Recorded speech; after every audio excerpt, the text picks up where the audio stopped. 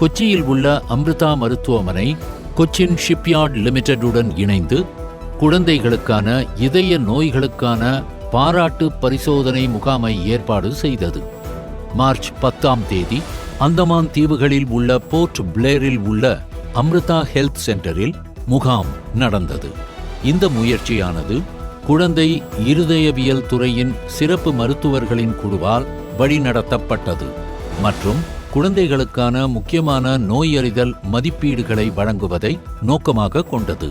பிறவி இருதய குறைபாடுகளை கண்டறிந்து நிவர்த்தி செய்வதில் முதன்மையாக கவனம் செலுத்தி கொச்சியில் உள்ள அம்ருதா மருத்துவமனையில் இலவச சிகிச்சை மற்றும் அறுவை சிகிச்சை பெறுவதற்காக பரிசோதிக்கப்பட்ட 25 பேர் கொண்ட நோயாளிகளில் சுமார் 10 பேர் தேர்ந்தெடுக்கப்பட்டனர்.